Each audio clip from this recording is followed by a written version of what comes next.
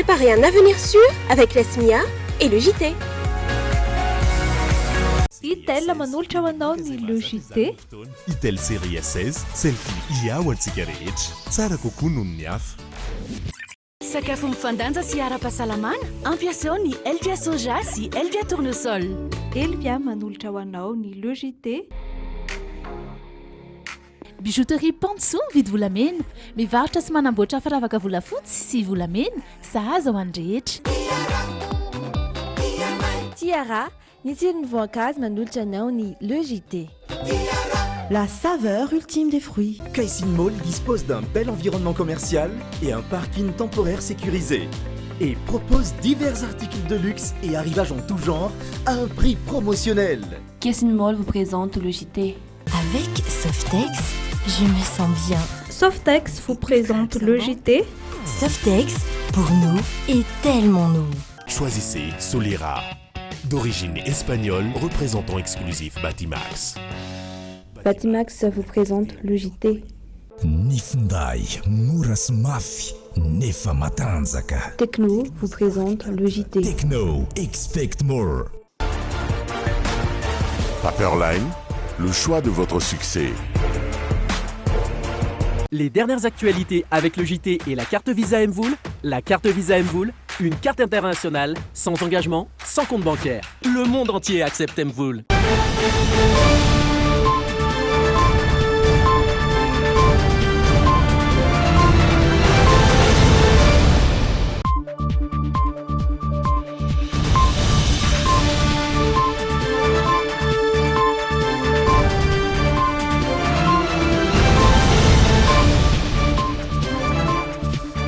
Miarabanao tonga soa atao anatin'ny fampahalam-baovao ny Le JT indray amin'ity andro talata fa 4 ny volana novambra 2024 ity. Ireto indray ireo lohatenim-baovao.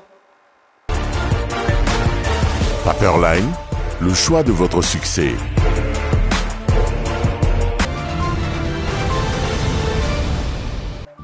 Tsy tontosandroany fa nahempotra ny tatitra tokony nataony vaomera ny fiampangana teny amin'ny lapan'ny Tsimbazaza. Tsy amin'ny famatsim-bola ny fanjakana ka tsy afaka manao ireo asa fandrenana ny lakan-drano sy renirano eto an-drenivohitra Samirery.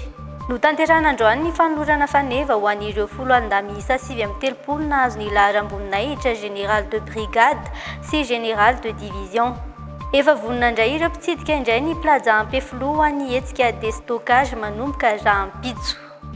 Entsika niboana ny fampahalam-baovao ireo vaovao misongadina tamin'ity androany ity avy hatrany ka dia hoarahinao atao anatin'ny la une izany ka manasanao anaraka izany hatramin'ny farany. Tsipika mazava tsara, taratasy matevina, foniny tena mafy, cahier gladiateur, hafa ihany ny tsara. Distribué par Chandarana et compagnie.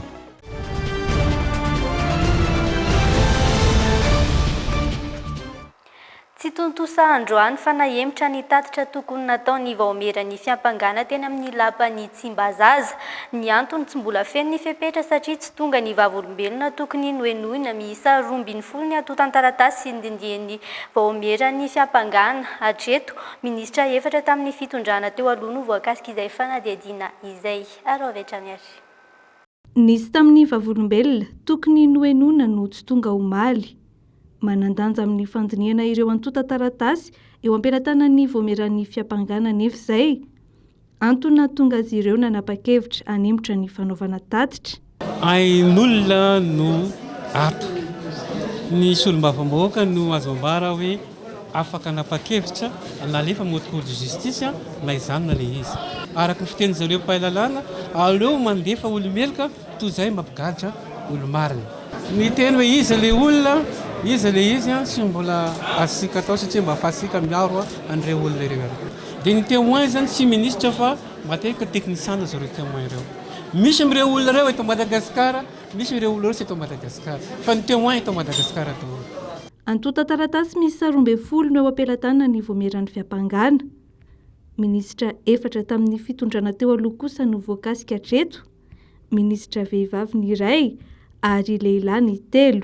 Tsy voatery SVM misy tamin'ny faraparany tagnatiny hitantsika sara fa nisy sariny longa kely mako ny fifindrana teo amin'ny sika tamin'ny fidrana teo aloha misy mariny longa kely satria elaela fanindana premier ministre misy dossier sariny tsy azo hoe tamin'ny fidrana iny tafidrana tsika rehetra miady amin'izany hoe tsy maty manoty zany fa rehefa tokony tsaraina hiatrika fitsarana dia tokony miatrika daholo ny rehetrarehetra mihitsy fa tsy hoe fitsaran'ny mpandresy ty akory fitsaran'ny mpandresy sy manana fahefana ve tika fanontaniana apetraka zay rehefa misy ny tokony ampiakarina ny amin'ny fitsarana dia tokony hiakatra daholo zay nanao tsy mety fanontaniana apetraka ihany fotsiny amin'ny hoe fa maninona nohatra ny tao olon'ny fitsarana teo aloha daholo ary ireo ihany koa ve ny olona tokony hiakatra fitsarana reo olona ireo ihany ve ny tokony ho adiadiana ohatrany tsy mihinao zany aloha raha ny tenako a voalaza fa misy olon-tsotra mpitory misy ihany koa ny fanadiadiana ataon'ny PAC sy ny Bianco ary alefany amin'ny anteny miram-pirenena tsy misy resaka fahatahorana ny tenana izao no atao teto efa mba atao amin'ny justice epique tany amin'ny diocèse misy anay tany hainao reo tsara momba anao fampanao gazety mitovy aminareo tsy misy sindry mbola vera ary tsy misy décision politique ary tsy misy fahatahorana valifady politique fa aleo sika mandeha milamina etatsika ny misy olona anankiray dossier efatsa na 3 misarinitra aminazy dia eto nefa tsy olona jerena fa par dossier mandeha kiraidraika zay zao misy amin'ny ray alina vao matory ny zavatra zay ka dia ty zavatra ity sambo ny tekony tantaran'ny firenena dia tsy maintsy manao zay zavatra isika mba tsy animba ny masy sika rehetrarehetra ka marina misy ireo olona atao hoe efa noenona fa mbola tsy ampy le izy ka zay ny antony nangatahana natao hoe raha malala fa ny fitsipika amin'ny fehan'le izy dia hoe tsy maintsy atao anatin'ny fotoana session ordinaire zao no amin'ny tanany zay le fanadiadiana izay izy fanapahana izay solombavam-bahoaka misy 7 tamin'ireo tonga teny amin'ny lapan'ny Tsimbazaza no nandany fa hemotra ny tatitra tokony ho atao ny vomeran'ny fiampangana depute iray kosa no nanday izay fanapa-kevitra izay na izany aza hatreto tsy mbola nisy daty mazava voafaritra hoe rahoviana ny vomeran'ny fiampangana no anatanteraka izay tatitra tokony ho ataon'izy ireo izay. Ampitaka no namirina ireo mpifidy vaventy tia manambara fa mandray anjara amin'ny fifidianana loholona hoy ny solombavam-bahoaka avy amin'ny tiako i Madagasikara sokajin'izy ireo politika maloto no misy eto Madagasikara na izany aza amafisiny tia fa misy ny fitsipika mifehy ny antoko ary entitra izy ireo amin'ny fanaraha-maso ny fanajana izany mitatitra izay fa niokevitra izay miaro sorojo ravaka sy doda razaranjato. Natao akapitaka ny famorinan'ny mpifidy vaventy avy amin'ny antoko tiako i Madagasikara mpanafana nanely ny fandraisany anjara amin'ny fifidianana loholona tanterana amin'ny 1 Desambra. Io no fanehoan-kevitry ny solombavam-bahoaka TIM taorian'ny fionana tamin'ny sabotsy teo ny arana mpifidy vaventy vitsivitsy teto Analamanga. Zay zany nambaran'ireo namanareo satria nisy nefa fampiresahana fitaka fa fionana sy fivoriana no niantsonan'ireo olona reo tany ka raha malala fa rehefa misy ny fivoriana dia misy foana fanamarina pahatongavana dia fanoratana ny anarana sy fanaovana soni ny mamparelo nefa dia nampiasaina izany fanamarina pahatongavana zany nilazana fa hoe manohana ny kandidaty na kandida roa ny mpifidy vaventy tiako Madagasikara. Sokajin'ny solombavam-bahoaka TIM ho famadiana ny vahoaka nandany azy ny fandraisana anjara ny ben'ny tanàna sy ny mpanolo-tsaina amin'ny fifidianana loholona. Olona tsy manana etika politika ny olona mivadika palitao hoy ny depute Todisoa Andriamampandry. Mamenatra ny zavatra tahaka izany kanefa amin'ny mahatoko politika matanjaka ny atoko TIM ary sy atoko TIM ainga ny voan'izany ny RD misy ny HVM misy beta be nanao an'izay aiza nefa ran'ireo olona ireny zay ny vadibadika ao anatin'izy amin'izao fotoana izao dia mampiasa politika maloto ny andaniny ao anatin'izay zay le tena tsy mety tokony politika madio no atao anatin'izy ary tokony tsy ny olona miady fa ny hevitra ary inge atao mihitsy volena mihitsy zay zany atao zay anaty tambazana hoe andao mba tena hoe anankera ohatrany comité international zany fifidianana zay tsy hoe tsy andraisana anjara ny mpanohatra izay ary mbola tazoma ihany ny teninay fa tsy mandray anjara ny atoko mpanohatra rehetra ao anatin'izany ny atoko TIM. Amafisiny olom-boafidy ao anatin'ny antoko tiako i Madagasikara fa mitazona ny teny omeny izy ireo ka tsy mandray anjara amin'ny fifidianana loholona amin'ny 1 Desambra. fa entitra kosa ny fanamariana nataony sekreterany jeneraly ny zandarmaria pirenena raha niresaka ny fiantohana ny fandriam-pahalemana ho amin'ny fifidianana loholona na mafisiny fatanjona ny atanteraka fifidianana tsakany sy andavany manomboka amin'ny fampielezan-kevitra hatramin'ny famoahana ny voka-mpifidianana.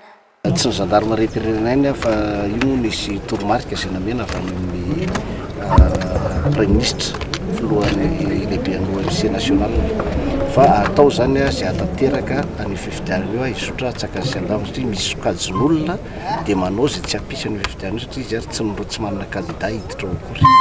Dia zany araka izay azo atao zany izay ampilamina ny fandefasana an'ireo le matériel de vote rehetrarehetra atao koa zany izay ampilamin-tsaina an'ireo candidat satria ilainy izay ampilamin-tsaina an'ireo hifidy les grands électeurs dia rehefa tonga amin'ny fotoam-pifidianana dia atao izay hampisy filamenina ho an'ireo olona izay mandray anjara koa zany andehana mifidy rehefa vita ny fifidianana indray dia atao izay ahatonga ny valim-pifidianana tsy misy tomika any amin'ny CENI sy any amin'ny HCC. Mbola ny fampalam-baovao ny Le JT hiatrano no arahinao amin'izao alina izao ireto vaovao manaraka ireto indray ary no arahinao ato anatin'ny actu. Mpianatra tsy aisaina no mahazava vaovao isan'andro. Premier Plus, miatsara trany ho an'ny fahombiazanao. Premier Plus, dans la vie, il y a les premiers et il y a les autres.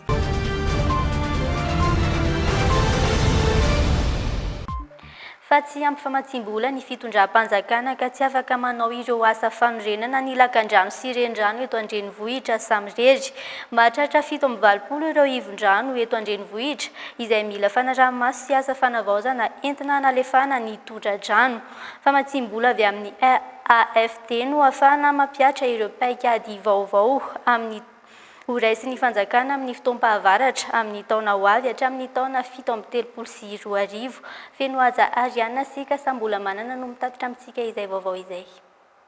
Efa ao anatin'ny vanim-potoanan'ny fahavaratra isika eto Madagasikara amin'izao fotoana, tsy ampy ny hoentimana ny fanjakana amin'ny asa fanorenana ireo lakan-drano sy rendrano. Misy 720 ireo faritra atahorana sokajiana ho ivin'ny tondra-drano eto Andrenivohitra izay mila fanaraha-maso. Ankasina, Morarano, Anosibe, Antomadinika, Anosizato Atsinanana, Besarety, Ankadimbahoaka, Andavamamba ary Ampefiloha. Ireo no toerana sokajiana fa misy rano miakatra be indrindra rehefa fotoana ny rotsakorana. Ahoana ny fomba ivoahan'ny ranon'orana eto amin'ny tanàna Antananarivo sy ny rano maloto eto tanàna Antananarivo. Zava-misy dia tsy nanana zany fotodrafitrasa zany mihitsy tsika hatramin'izay. Nanantsika fa efa antitra dia antitra. Dia mila fanavozana zany izay fotodrafitrasa zay. Mila paikady vaovao ny fitondram-panjakana amin'ny fanaraha-maso sy ny fanavaozana ireo fotodrafitrasa misana ny fitondrana ny rano maloto, rano avy nampiasaina na ny ranon'orana. Misy ny atrikasa andiniana izay ho drafitrasa vaovao na ny schéma directeur ho ampiarina, fa tsy any AFT na ny sampandraharaha misana ny fampandrosoana any ny fanjakana frantsay. Teto anivon'ny commune Antananarivo renivohitra no nataony fikaonan-doha iarahany ireo mpiara-miombonantoka rehetra. Zany schéma directeur izany dia mamaritra ny fomba hitantanana ny resaka fanadiovana eto amin'ny tanàna Antananarivo, resaka fanadiovana amin'ny lafiny rehetra, fa indrindrindra ny resaka ranon'orana, ny resaka rano maloto sy ny hafa rehetra izay mifandraika amin'izany resaka fanadiovana izany. Fandaharana asa misana ny fanadiovana sy ny fanajarinana Antananarivo no anarana mpitondraina ny tetikasa. Fa misy ambaratonga ny 5 ny dingana tsy maintsy lalovana raha toka te hanaja ny zony ankizy araka ny tokony ho izy ny fanjakana malagasy. Tandindomindoza mandritry ny androm-piainana ireo ankizy manana tsy fahampiana ara-tsakafo tsy amin'ny fiarovana indrindra amin'ny fotoana ivelarana hoy ny sekretera jeneraly ny firenena mikambana. Tokony apetraka eto Madagasikara ny paikady nasionaly vaovao afaka misahana ireo teboka 5 ireo feno ajariana sika sambola manana. Miay ny ankizy eto Madagasikara ny firenena mikambana amin'ny alalan'ireo ratsa-managaikany toy ny UNICEF na ny fikambanana misana ny ankizy sy ny fikambanana iraisam-pirenena misana ny fahasalamana na ny OMS no marin'ny sekretera jeneraly n'ity fikambanana ity Antonio Guterres ny lanjan'ny fampivelana ny ankizy. atahorana hiatrika fahasahiranana mandritra ny androm-piainana ny ankizy misedra tsy fampiana ara-tsakafo, tsy ampy fiarovana na fiaretana lava amin'ny adi-saina diso tafahoatra mandritra ny vanim-potoana fitsapana ny fahazazana hoy izy. Tsy tokony atao ambanin-javatra ny fiainan'ny ankizy indrindra ho antsika aty amin'ny tany andalam-pandrosoana araka ny fanazavana. Raha ny zavatra ny fampizarana androany zava-dehibe tokoa hiakinana ny hoavy ny olona anankiray na ataontsika any amin'le développement le capital humain ny fampivelarana feno zaza na le ataontsika hoe développement de la petite enfance. Amin'ny ankapobeny ny ankizy no avy ny firenena, investissement ngeza be zany no ataontsika amin'izay hoe fampivelarana feno zaza zay ho an'ny hoavy nyity firenena ity izay entsoina fiarah-miasa amin'ny rafitra rehetra na ny olona rehetra voakasika izay fampivelarana feno ny zaza izay. Miisa 10 ireo teboka takiana mba ahafeno izay fepetra ampivelana ny ankizy izay. Voalohany, ny fiahina ara-pahasalamana. Tsy ny zaza ihany no mila izay fa ireo mitaiza sy mikarakara azy ireo ihany koa. Maro ireo fomba ahafana mampiatra izany, ohatra ny fandrindram-piterana na ny fanaovana vaksiny. Faharoa ny fampiana ara-tsakafo, sahaza ho an'ny zaza sy ny reny mampinono. Ahafana mampiatra izany ohatra ny fanajana ny fampinoana ny zaza hatramin'ny fahaembolana. Fahatelo, ny fiarovana azy ireo eo amin'ny tontolo iainany izay tokony azo antoka ihany koa. Fahaefatra, ny fahafahan'ny zaza mivelatra dieny kely, mifandray amin'ny manodidina na olona na zavatra, ary ny farany ny fikarakarana mifanaraka amin'ny filana. Alao arafitra ilay paikady-pirenena mba ahafahana aloha mamondrona an'ilay hery ao anatina zavatra anankiray ary amaritra bebe kokoa ny asa atao mahakasika an'izay développement na petite enfance zay eto Madagasikara. Mila miara-mietsika ny fanjakana, ny vondrom-piarahamonina sy ireo mpiara-miasa aminy amin'ny fanatanterahana izany. Ny fahantrana, ny tsy fampiana ara-tsakafo, ny tsy fandriam-pahalemana, ny tsy fitovian-jo eo amin'ny lahy sy ny vavy, ary ny tsy fahatombombana an-tsain'ireo mpitaizany zaza no antony mahatonga ny zaza tsy mitombo sy mivelatra araka ny tokony ho izy. 700 ny zaza aty amin'ny firenena mahantra sy andalam-pandrosoana, izany hoe manodidina ny ankizy 500 tapitrisa maneran-tany no tsy mivelatra aran-tsaina sy hivery-zo. Eo amin'ny lafiny fanabeazana kosa indray dia namoaka fanambarana manoloana ny tranga misy eo amin'ny sehatry ny fanabeazana miatra aminy amin'izao fotoana izao ny sekoly miaitena na établissement scolaire privé notsindrin'izy ireo manokana ireo olana sedrainy eo amin'ny lafiny ara-tsosialy sy ny lafiny ara-ketra ary ny lafiny ara-panabeazana. Mba tsiaro atao ankilabao izy ireo satria ambarany fa tsy mahalala ny fisiny akory ireo olom-baovao voatendry ankehitriny. Tsy voantso mihitsy izy ireo sekoly miaitena ireo hakakevitra amin'izay fampandehanan-draharaha ho an'ny fanabeazana fanampanazavana eo amin'ny rindran-tsary ny misa Razafinjatovo. Nambaran'ny serasera ny filan-kevim-pireneny ny sekoly miaitena fa miasa hirana hatrany izy ireo ankehitriny eo amin'ny lafiny ara-tsosialy. Tsy mba manana ny sata manokana eo amin'ny lalàna ara-tsosialy ho azy ny mpanabe, ampitoviana amin'ny mpiasa amin'ny orinasa ny mpampianatra na dia miasa amin'ny totaly ny ora latsaky ny feran'ny karama farany ambany aza. Terena ho roa hetsy ariary ny karaman'ny mpampianatra izay vao azo soratana any amin'ny CNAPS. Maro anefa ny sekoly tsy hatanteraka izany noho ny antony maro. Eo amin'ny lafiny ara-ketra indray dia ampandoavina IRSA 2,000 ariary isam-batan'olona ireo mpanabe amin'ny maha-olom-pirenena azy ireo. Araka ny voasoratra ao amin'ny produit opération exonéré arrêté 06016 anefa dia hita fa ny saram-pianarana dia tsy azo angalana hetra. Eo amin'ny lafiny fanabeazana kosa dia toa zary lasa ivitoerana fanaovana fanandramana ny ministeran'ny fanabeazam-pirenena ho hiatrany ny sekoly miaitena. Tsy mbola nisetra ny raharaham-panabeazana avokoa ireo olom-boatendry tantana toy ny minisitra, sekretera jeneraly ary ny mpanolontsaina ka tsy mahafantatra izay tokony ataony. Namafisina ihany koa fa tsy nisy mihitsy fitsinjovana ny mpanabe avy amin'ny sekoly miaitena nandritry ny fihibohana ka manoloana ny famboan'ny taom-pianarana 2022 no antony nanaovana ity fanambarana ity mba ho fampalalana amin'ireo izay rehetra voakasiky ny raharaha ara-panabeazana satria malaina ny anandratsy izy ireo. Maneho ny fahavononany araka izany ny vovonana ny fampidinika amin'ireo tompon'andraikitra isan-tokony. Fa notanterahina androany ny fanolorana faneva ho an'ireo 10 miisa 7 amby 30 nahazo ny laharam-boninahitra général de brigade sy général de division. Misy amin'ireo général ireo no mitondra vondro tafika misehatra amin'ny fanampiana ny mpona ianjadin'ny anohanana any Atsimbo. Entitra kosa ny ministry ny fiarovam-pirenena milaza fa misy ny masojivana ho an'ireo mahazo izay laharam-boninahitra izay. Mitatra ny ankon'ny lanonana ara-miaramila teny fiadanana i miaro sorojo ravaka sy Doda Rajaranjato.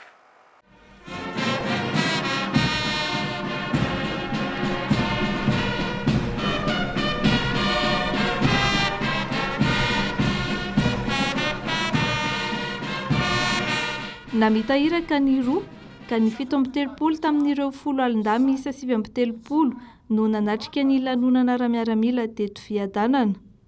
Isan'ireo 5 amby 20 mahery no tolorana faneva ary nahazo laharam-boninahitra général de brigade, ny général Elako Olivier Andriakaja izay lehibe ny BNGRC, tahaka izay ihany koa ny gouverneuran'ny faritry Sofia, ny général de brigade Lilson René de Roland Urbain. 12 kosa ny fitambarana avy amin'ny gendarmerie-pirenena no tolorana faneva, ny 7 nahazo ny laharam-boninahitra général de brigade, ny 4 kosa no salorana ny laharam-boninahitra général de division. Raha indray masy dia betsaka ny miresaka be loatra ny manam-boninahitra général. Tsy be loatra manam-boninahitra général fa be dia be ihany koa reo misotro ronono ary tazanareo tsara atao amin'ny gendarmerie vao volana vitsivitsy zay a, volana ray mahery kely zay a, fanaovam-belomandreo général izay mandeha misotro ronono, mitafika ihany koa dia sala amin'izany a, betsaka ihany koa reo mandeha misotro ronono. Ahary lazaiko aminareo fa ankehitriny dia manjay anjara feno any amin'ny toerana misy ny tafika, mitondra vondro tafika reo général reo ary anisan'izany anankiray ohatra dia any amin'ny Atsimo ankehitriny mandrindra ny asan'ny miaramila any amin'ny bataillon multimission Atsimo amin'ny ady amin'ny fiadisika amin'ny fampisakafo na hoe ny kere amin'izao fotoana izao. Amafisiny ministry ny fiarovam-pirenena trano ny fanambo amin'ny famerenana ny fandriampahalemana, ny fanovana ny fomba fijery ary ny fanovana rafitra. Nanditana tohatra maro sy mahasosivana samihafa kosa ireo manam-boninahitra no tolorana faneva. Ny atao hoe saut qualitatif dia fanatsarana, maka fanatsarana eo amin'ny lafiny maha-olona zany hoe ressources humaines ary anatin'izany mihitsy zay ankehitriny.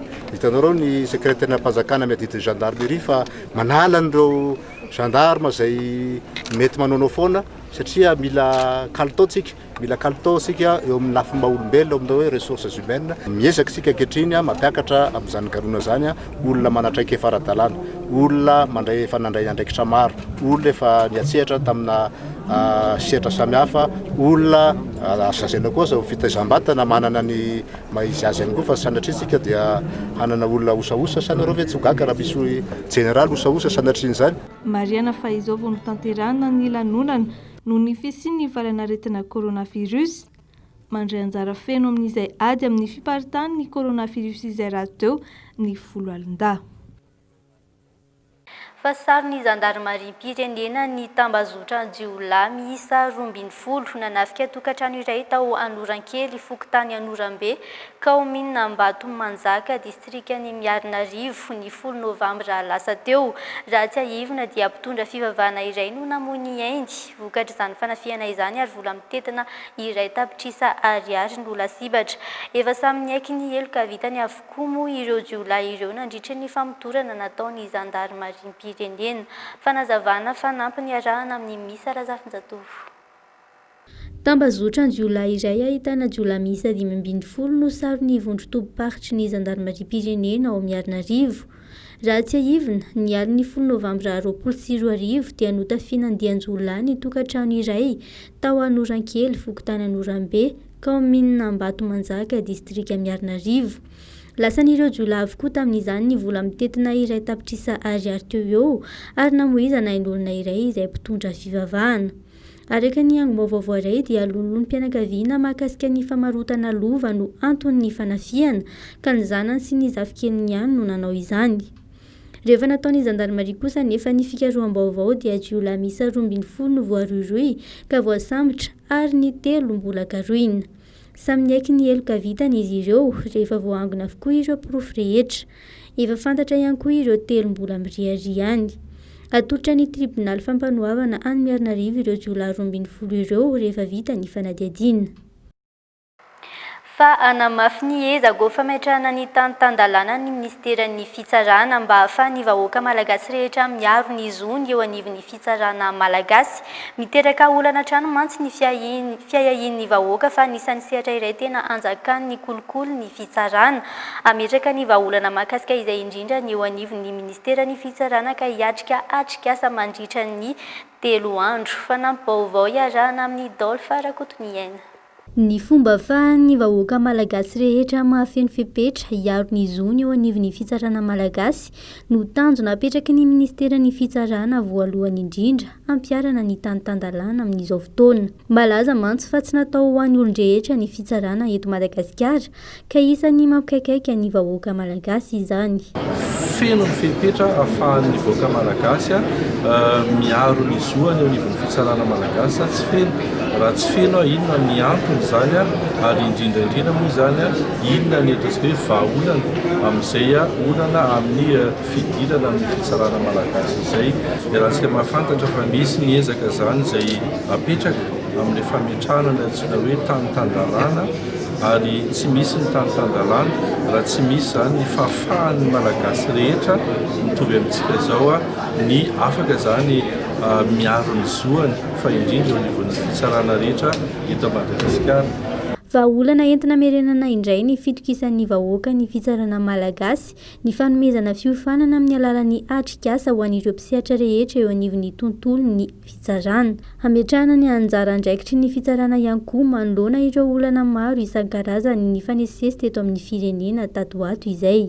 Nantsoina daholo ireo mpisehatra ao anatin'ny tontolon'ny fitsarana anisan'izany ny polisy judiciaire anisan'izany ihany koa ireo avy ao amin'ny mpisorovava ny avy ao amin'ny mpisehatra rehetrarehetra eo anivon'ny tontolon'ny fitsarana zany mba hifanantona sy hifampidinga hoe inona no tena olana mahatonga ilay fitsarana izay lazaina fa hoe tsy accessible ho an'ny rehetrarehetra. Natsoina ihany koa ny avy eo amin'ny organisation société civile satria zareo moa amin'izay hoe mpanara-maso ny fiarahamonim-pirenena zay dia manana ny heviny izy ao anatin'ny fanatsarana ny tontolon'ny fitsarana dia amin'ny mandritra ny 3 andro anaovana an'ity atelier ity zany no anomezana ny sosokevitra rehetrarehetra izay ho arafitry ny avy ao amin'ny ministèren'ny fitsarana ho mivoaka totam-boky kely zany dia mba ho aparitaka ao amin'ny rehetrarehetra hoe ny fitsarana accessible manakaiky vahoaka dia fitsarana afaka mampafantatra tsy misy fepetra ny zavatra rehetrarehetra ny procédure rehetrarehetra tokony ho fantatra ho nivon'ny fitsarana. Fitsarana manakaiky ny vahoaka raika izany no tanjona afaka manatrika ny fiofanana avokoa izay mahatsiaro tena ho manana didy amin'ny fanatsarana ny fandraisana raharaha eny anivon'ny fitsarana. Fa efa voninandra ireo mpitsidika indray ny plaza Ampefiloha ny hetsika destockage anomboka rahapiso hatramin'ny sabotsy fandaniana entana izay no tanjona amin'ity hetsika arabarotra ity marobe ireo entana mandritra izany 2 ariary ny vidim-pidirana ho tanteriny Fenoaja Ariana sy Kasambola manana amintsika ny andindiny makasika izay. Tao anatin'ny fiomanana andray ny hetsika arabarotra destockage teto amin'ny plaza Ampefiloha androany efa vonina avokoa ireo stand rehetra nisy ireo mpandray anjara no nanapa-kevitra ny amelatra ny entana sahady raha mpitso no hanomboka ity hetsika arabarotra ity. Fihenam-bidy maro no hita ety zany hoe fandaniana entana moa zany no tanjona amin'ity hetsika ity izay maha destockage azy zany hoe karazana entana maro izay olaniana no hita ety dia sanareo izahay ho avy hetsika voalohany entin'ny Canal 7 Events Anna Mariana sady ny farany taona ity hetsika arabarotra destockage ity maro ireo entana ho hita mandritra izany. Marobe ireo entana ho hitanareo ety toy ny akanjo, ny kiraro, ireo kojakoja dakozia, misy toeram-pisakafoana koa ety raha toa ka hoe nonana mangeta ety ianareo avy mitety an'ireny stand maro izay misy ety ireny misy ihany koa ny mpivarotra solomaso satria moa amin'izao dia mafana tokoa ny andro dia fotoana anararotana izao anaovana an'ireny lunette de soleil ireny zany hoe mba mizezesta kely misy ihany koa ny mpivarotra accessoire maro isan-karazany ety toy ny montre, ny collier, ny kavina hita ety avokoa izay rehetra tediavinareo amin'ny destockage du 25 au 28 novembre. Joarivo ariary hatrany ny vindim-pidirana mipetraka ihany koa ny fananjana ny fepetra ara-pahasalamana tsy maintsy manao arovava avokoa ireo mpandray anjara rehetra hatramin'ireo mpitsidika misokatra amin'ny 7 ora maraina ny vavahady ary mihidy amin'ny 9 ora hariva. Fa fito volana ny ainana ny fihiboana isika teto Madagasikara, marobe ireo pakasary no nanapa-kevitra ny pika ary hitahiry izany. Aseho avy eo hijerena ny hafatra tiany ambara. Sary pika mahery ny 30 no harantiny ireo pakasary rola ao Tsimbazaza, mampita hafatra ny fahasarana ny vahoaka tamin'ny fotoan'ny fihiboana hoentina mitety any Madagasikara ireo sary pika ireo. Feno Ajariana sy Andro Ramalantoarombola. Miteny ny sary, mpangataka miandry mpandalo nandritra ny fihiboana. Ankizy te hiaro-tena kanefa akanjo no atao arovava sy orona. Mpivarotra hani-masaka kanefa mivarotra arovava sy orona. Santionan-tsary hita tao amin'ity efitrano malalaka iray eto Tsimbazaza ity ireo. Voan-tantara ao anatin'ireo sombin-tsary nalaina tamin'ny vanim-potoanan'ny fihiboana ny zavatra niainana teto Andrenivohitra. Ho an'ny olona zany eritreritra hoe Covid dia resaka sarany amin'ny hôpitaly na ohatra zany fa tonga zany izy dia ny sary mety ny tranga rehetra tao anatin'izay fotoan'izay na ny fiainan'ny olona ara-tsosialy na ny tany amin'ny ara-pahasalamana ny andraikitra ny raisina hoe manomboka amin'izao dia tsy misy tsony ny mivoaka ny trano sy ny karazany sy ny zavatra mitranga aty aoriana. Ny hafatra ao anatin'ilay sary zany ny sary mivoaka rehetra misy hafatra amin'ny fiarovana satria tsika koa mbola tsy afaka tanteraka ao anatin'izay hoe lasa le Covid zay fa mbola ao anatin'izay tsika dia misy ny resaka fiarovana foana tsy maintsy raisina, misy ny zavatra Andrenivohitra, misy ny zavatra any amin'ny faritra, misy ny olona mety tsy manana ny fomba ahafahana mividy ny iarovany vavara fa misy sombiny amin'ny tsara ohatra ny akanjo ny ampiasaina anakomana ny vavany fa hoe niezaka zany izy nanaja mba tsy hifindrany aretina sy partany. Hatramin'ny faran'ny herinandro no aranty eto amin'ity trano fampirantiana eto Tsimbazaza ity ireto sary pika mamintina ny zava-nitranga tamin'ny fihiboana ireto. Hiazo ny fatra atsimo indray ireo pakasary ireo ampita antsara ny fahasairana ny vahoaka tamin'ny fahamehana ara-pahasalamana.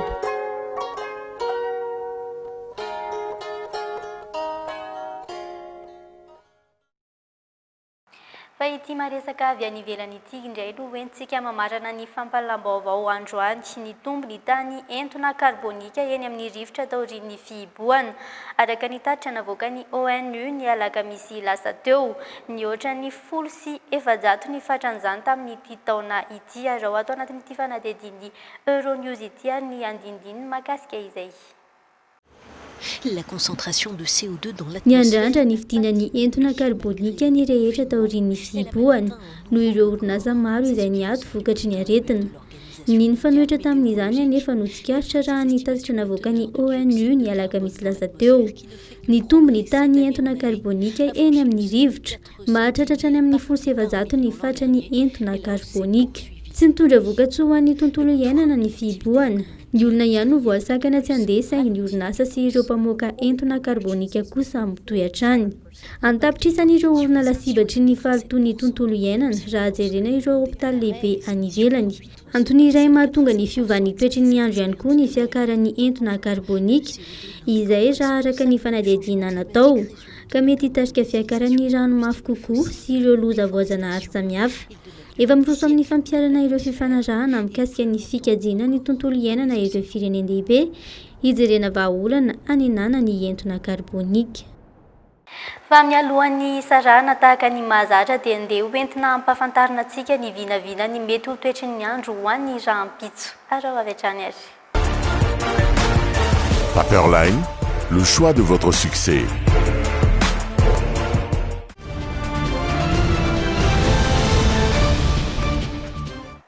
Ho an'ny faritany antsiranana avy hatrany hifandimy ny rahona sy ny masoandro ary rainorana malefaka ho an'ny fatridiana mahatratra 13 degré Celsius ny maripana ambony indrindra, 13 degré Celsius kosa ny maripana ambany indrindra. Hifandimby ihany koa ny rahona sy ny masoandro ho an'ny faritry Sava, 13 degré Celsius ny maripana ambony indrindra, raha toa ka 12 degré Celsius kosa ny maripana ambany indrindra. ho an'ny faritry Boeny, Melaky, Sofia ary Betsiboka ifandimy ny rahona sy ny masoandro. Mahatratra 7-30 ny maripana ambony indrindra any amin'ny faritry Sofia, raha 2-20 kosa ny maripana ambany indrindra any amin'ny faritry Melaky. Ifandimy mitoraka izay hatrany ny mirahona sy ny masoandro ho an'ny faritra Alaotra Mangoro, Analanjorofo ary Antsinanana. 2-30 ny maripana ambony indrindra, raha toka 20 kosa ny maripana ambany indrindra. Ho an'ny eto afovoantany dia ifandimy hatrany ny rahona sy ny masoandro ho an'ny faritra Analamanga sy Vakinakaratra, 30 ny maripana ambony indrindra, 70 kosa ny maripana ambany indrindra. Ifandimy ny rahona sy ny masoandro ary rainorana malefaka ho an'ny faritry Bongolava sy Itasy, 30 ny maripana ambony indrindra ao Bongolava, 70 kosa ny maripana ambany indrindra ho an'ny Itasy. Ifandimy ny rahona sy ny masoandro ho an'ny faritra Morony Mania ary vadivady fitovinany.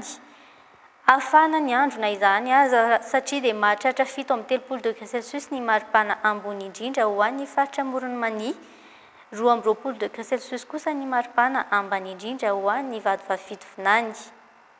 Ifandimy ny rahona sy ny masoandro ary rainorana malefaka ho an'ny faritry Matsiatra ambony sy Orombe, 30 ny maripana ambony indrindra, 20 kosa ny maripana ambany indrindra. Ho tsara ny andro ary balika ny masoandro ho an'ny faritra Antsimo Atsinanana, 20 ny maripana ambony indrindra, 20 kosa ny maripana ambany indrindra. Ho an'ny faritry Menabe, ifandimy ny rahona sy ny masoandro ary rainorana malefaka, 30 ny maripana ambony indrindra, 20 kosa ny maripana ambany indrindra. Ho tsara ny andro ho an'ny ireto faritra telo manaraka ireto Antsimo Andrefana, Androy ary Anosy, mahatratra 20 ny maripana ambony indrindra any amin'ny faritra Androy, izany hoe afana dia afana tokoa, raha 20 kosa ny maripana ambany indrindra any Antsimo Andrefana. Dia izay indray ary no azo natolotra tamin'ity androany ity tato anatin'ny fampahalam-baovao ny Le JT. Misaotra anao nanaraka izany hatramin'ny farany mitoy ny fandaharana eto amin'ny fahitalavitra Dreamina, fa ny tena kosa mametraka ny mandrapitafa ho amin'ny manaraka indray. Veloma tompoko.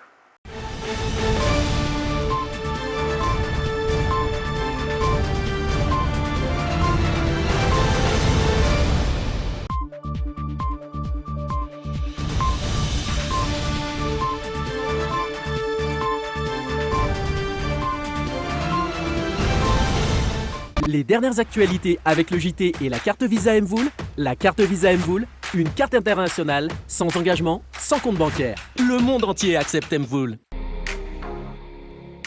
Bijouterie Panso vidy volamena. Mivarotra sy manamboatra firavaka volafotsy sy volamena, sahaza ho an'ny rehetra.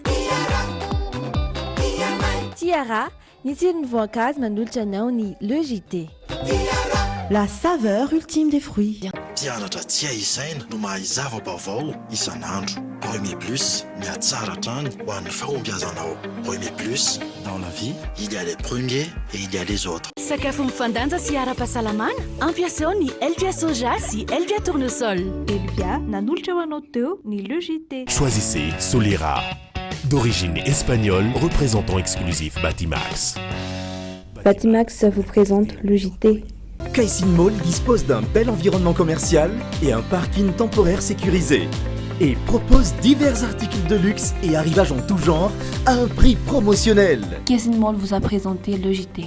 Nifnday, Muras Mafi, Nefa Matanzaka. Techno vous présente le JT. Techno, expect more.